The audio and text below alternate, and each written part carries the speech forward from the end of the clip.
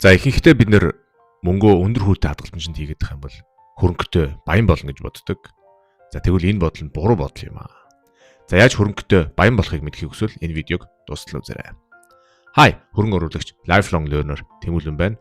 Хэрвээ та манай сувгийг subscribe хийгээгүй subscribe хийгээрэй. Оронд нь та бүхэндээ би танд хэрэгтэй мэдээллийг хүргэх болно. Ингээд let's talk about money.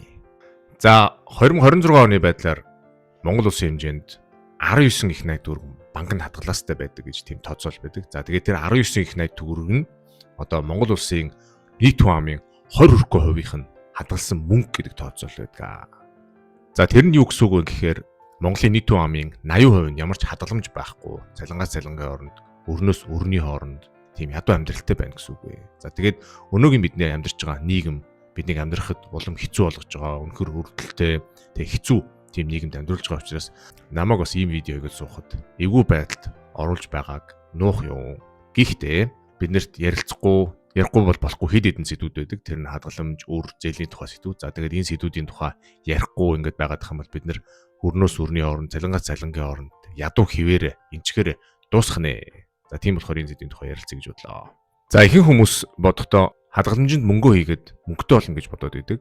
Хадгаламжинд мөнгөө хийх нь буруу биш. Хамгийн гол нь хадгаламжинд мөнгөө хийжээд мөнгөтэй болохоо хүлээгээд суугаад идэг нь буруу юм аа. За ерөөсөө товчхондоо хэлэхэд хадгаламж гэдэг бол мөнгө өсгөх газар биш. За мөнгө өсгөх баяжуулдаг газар бол хөрөнгөний зах зээл байдаг, жижиг бизнес байдаг, бичил бизнес байдаг, янз бүрийн үйл хөдлөх хөрөнгүүд байдаг, янз бүрийн хөрөнгө оруулалтууд байдаг.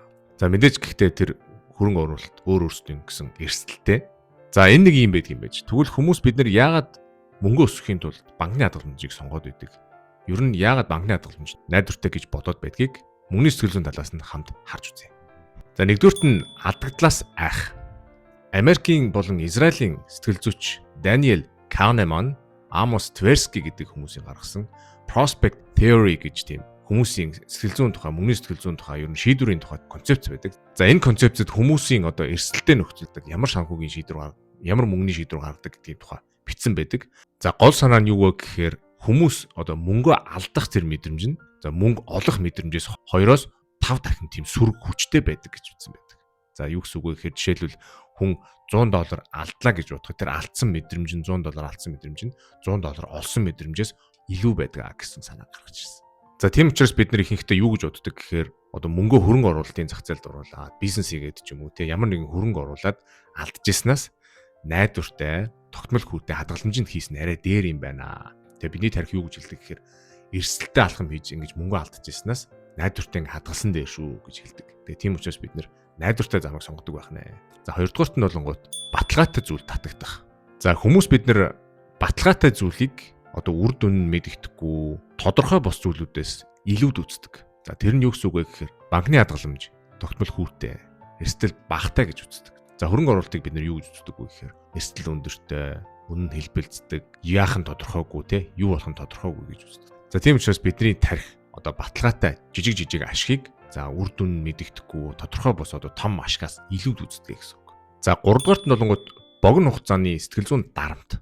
За хүмүүс бидний тарих угаасаа урт хугацааны хөрөнгө оруулах, одоо урт хугацааны хөрөнгө өсгөхөд зориулж хөгжөөгөө тийм тарих байдаг. Одоо богино хугацааны юмд амьд үлдэхэд одоо зориулагдаж бүтээгдсэн байдаг бидний тарих. За тэгээд тэрийг хариуцдаг хэсэг нь болохоор бидний тарихынд байдаг амигдала гэж тийм тарихны хэсэг байдаг. За тэр тарихны хэсэг нь ямар нэгэн эрсдэлтэй зүйл, ямар нэгэн аюулд маш хурдан тийм хариу үзүүлдэг. За тийм учраас бид нар ийм олон зуун мянган жилийг одоо давсан байдаг. Үгүй тулд ямар нэгэн аюулд орохгүй тулд те бидний амигдала тарих маань хурдан ажилтдаг байх нэ. За энэ нь яг хөрөнгөний зах зээл дээр ч юм уу альсгүй санхүүгийн шийдвэр гаргахад ямар хариу үйлдэл үзүүлдэг юм бэ гэхээр хөрөнгөний зах зээл унлаа гэж бодоход ямар нэгэн одоо хямрал боллоо гэж бодоход бидний тарих юу гэж хэлдэг гэхээр хөрөнгөний зах зээл унчлаа, хөрөнгө чинь байхгүй боллоо, мөнгө чинь байхгүй боллоо, хурдан гаргаж аваарай гэж тийм сигнал өгдөг. Тийм учраас ихэнхдээ ер нь хөрөнгөний зах зээлд орж байгаа, ер нь анх сурж байгаа хүмүүст ямар алдаа гаргадаг вэ гэхээр хөрөнгөний зах зээл одоо өсөнгүүт нь паниктаад үнэтэй огт навангуудаа одоо ямар нэгэн хямралд оронгууд нь бас паниктаад бага үнээр зардаг тийм алдаанууд гаргадаг. За банкны хадгаламжийн дээр бол мэдээж ямар нэгэн эрсдэл байхгүй, мөнгө мөн бол байж гин, хүн мөн бол тогтмол орж ирнэ. Тийм учраас бидний амигдала гэдэг тэр хариу үйлдэл үзүүлдэг, одоо биднийг авардаг, аюулаас авардаг, эрсдлээс авардаг тэр тархины маань хэсэг ажиллахгүй байх нэ. За миний хувьд яаж одоо энэ бодлосоо яаж энэ амигдала гэдэг энэ тархиныхаа хэсгийг даван туулсан бай? Ер нь ялж чадсан бай гэхээр хөрөнгөний зах зээл, ер нь мөнгөний зах зээл яаж ажилтдаг юм бэ? Ер нь хүний мөнгөний сэтгэл зүй яаж ажилтдаг юм, ямар байдгийг гэдгийг мэдснээс хойш энэ бүгдийг ухаарсан байгаа. За тэгээ мэдээж энэ бүгдийг ойлгохын тулд, ухаарахын тулд ер нь яаж ажилтдаг гэдгийг мэдхийн тулд заавал хамгийн ухаантай байх шаардлагагүй. Заавал өндөр боловсротой байх шаардлагагүй. Заавал мэдээлэлтэй ойрхон байх шаардлагагүй. Заавал мөнгөтэй байх албагүй. За би чадсан юм чинь чи ч гэсэн чаджилтаараа манай гэр бүл мэдээж хадгаламжинд мөнгө байдаг. Бид нар мөнгө хадгаламжинд хийдэг. За тэр нь юу байдаг гэхээр зүгээр л одоо бидний 6 сарын тогтмол зардалтай тэнцэх тийм хэмжээний мөнгө бидний хадгаламжинд байдаг.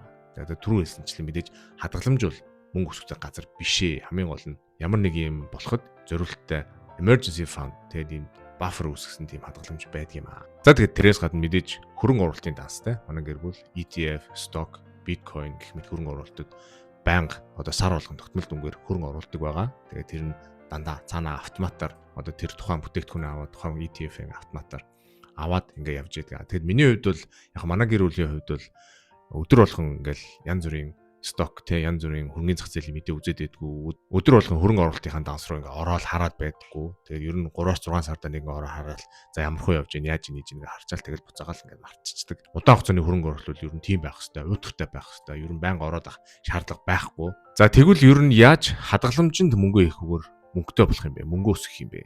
За одоо миний танилцуулах дарга системийг ер нь дагаад хийчвэл аяндаа болоо явчихна гэж боддог. За тэгээд ер нь ихэнхдээ бид нар юу гэж боддог гэхээр нэг тийм бэлэн систем үлээгээд байдаг. Хүн болгонд таарсан, хүн болгонд ажилтдаг тийм бэлэн систем гэж бол байхгүй. Тийм учраас хүн болгоо өөртөө тохирсон хөрөнгө оруулалтын системээ олох хэрэгтэй. Тэр нь хөрөнгө оруулалт байх юм уу, арилжаа байдаг юм уу, урт хугацааны хөрөнгө оруулалт байдаг юм уу, тэ жижиг бизнес байдаг юм уу, одоо үйл хөдлөлийн хөрөнгө оруулалт байдаг юм уу. Бүгдийг нь өөрсдөө ингэ судлаад өөртөө таарсан, өөрсдийнхөө сэтгэл зүй таарсан тийм юмыг олох нь чухал байдаг. За тэгээд мэдээж хамгийн гол чухал юм нь эхлэх. Ямар нэг юм хийж эхлэх, хөрөнгө оруулж эхлэх, бизнес хийж эхлэх $20 тухгүй, $100 тухгүй жижиг юмнаас эхлэх байдаг юм аа. За ихэнх хүмүүсийн гаргадаг нэг том алдаа эхлэхгүй ингээ бодоол яваад байдгаас шалтгаалаад цаг хугацаагаа алддаг. Цаг хугацаа бол хамгийн сайн найз. Тэгээд цаг хугацаагаа алдах юм бол мэдээж тэрийг цаг хугацааг ахиж нөхөж дийлэхгүй, гүйцэхгүй. Тэгээд тийм учраас эхлэх нь чухал байдаг шүү. За мөнгөтэй хөрөнгөтэй болох ямар систем байна гэхээр цалингийнхаа 5-10%-ийг emergency fund буюу ямар нэгэн юм болоход одоо мөнгөө хурдан гаргаж авах зорилттой тийм хадгаламж үүсгэх хэрэгтэй. Өндөр хүүтэй хадгаламж байвал окей. Тэгэхдээ өндөр хүүтэй гэж одоо хадгаламжийг сонгоод мөнгөө хурдан гаргаж авч чадахгүй тэнд уйчих юм бол бас очир дутагдaltaй. Тийм учраас мөнгөө хурдан гаргаж авч болохоор за хүмүү бол хамаагүй тийм 3-6 сарын emergency fund үүсгэх хадгаламжинд хийх хэрэгтэй. За яг энэ одоо ингээд систем зориулсан та бүхэндээ би description хэсэгт гоё Excel одоо лист хийсэн байгаа. За тэрийг татаж аваад та бүхэн тэрийг ашиглаад хийгээрэй. Тэн дээр бүх орлого зарлагаа бичээд бүх юм ингээд тоцоолох зориулттай тийм Excel байгаа шүү. Тэрийг татаад аваарай. За хоёрдугаарт нь мөн цалингийнхаа 10%-ийг 10-аас доошгүй хувийг хөрөнгөний зах зээлд оруулах. Interactive Brokers гэдэг онлайн брокер гэдэг. За энэ тухай би та бүхэндээ би энд гарч байгаа видео дэлгэрэнгүй тайлбарсан байгаа. За энэ Interactive Broker гэдэг онлайн брокерт дэлхийн хаанч амьдарч исэн, ямар ч хүч хөрөнгөтэй байсан Монгол улсын бичиг баримтаараа бүртгүүлээд аккаунт үүсгэж болдог байгаа. Данс үүсгэж болдог байгаа. За тэгээд тэр дансыг үүсгэсний дараа дэлхийн нэг ETF авах хэрэгтэй. За ганц ETF байхад болно. За тэр нь ямар ETF байдаг гэхээр за нэгдүгürt нь болонгууд Vanguard FTSE All World гэж юм ETF байдаг. За хоёрдугаарт нь болонгууд мэдээж олон янзын ETF байгаа. MSCI World гэж ETF байгаа.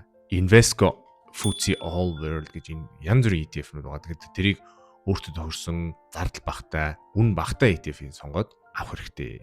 За тэгээд энэ ETF нь ямар учиртай юм гэхээр олон 100,000 тийм компаниудын одоо тэр нэгдмэл тийм нэг бүтээгдэхүүн байдаг. За тэрийг авчих юм бол төрөлжүүлэлт сайтай, эрсдэл багтай тийм хөрөнгө оруулалт болж өгдөг. За тэгээд хамгийн гол нь ямар бүтээгдэхүүн, ямар ETF одоо хэдийн хэрийн зардалтай, хэдийн хэрийн үнэтэй байна гэдгээс шалтгааллахгүй хамгийн гол нь эхлэх нь чухал байдаг биднэрт. За бидний хамгийн том гаргадаг алдаа түрүү хэлсэнчлэн эхлэхгүй яваал гэдэг, бодоол яваад байдаг. Юмыг ингээ те төгс болгох гол төгс болохын хүлээгээл ингээ яваад байдаг. Тэгээд тэрнээс болж цаг хугацааг алддаг. Яг одоо эхлэх. За хөрөнгө оруулалтанд нэг гоё үг гэдэг. Тэр нь юу гэхээр хөрөнгө оруулахад хамгийн тохиромжтой цаг хугацаа нь хизээ вэ гэнгүүт өчигдөр байсан. За хоёр дахь тохиромжтой цаг хугацаа нь хизээ вэ гэвэл яг одоо гэж хэлдэг юм аа. Тийм учраас яг одоо эхлэх хэрэгтэй. За тэгээд эцэст нь хөрөнгөтэй бол ер нь баян болъё гэдэг нь хэр их мөнгө олж байгаагаас шалтгаалдаг. За мөнгөө та яаж зарцуулж гин, юунд үрж гин, ер нь мөнгөө үрээд байна уу айлсгүй цааш нь хийгээд байна уу гэдгээс шалтгаалдаг тийм систем байгаа. За тэгээд хэрвээ олсноороо ингээд үрээд байх юм бол мэдээж баян болохгүй. Харин олсныгоо цааш нь хийгээд хөрөнгө оруулаад аянда мөнгөтэй болоод ирнэ. За ингээд энэ хүртэл та бүхэнд тэсэж хамт байсанд баярлалаа. Ингээд хамгийн гол нь эхлэн чухал байдаг. Хөрөнгө оруулж эхлээрээ 100 удахгүй 50 50 удахгүй. Тэгээд та бүхэнд амжилт хүсье. Дараа уулзлаа. Түр. Чао.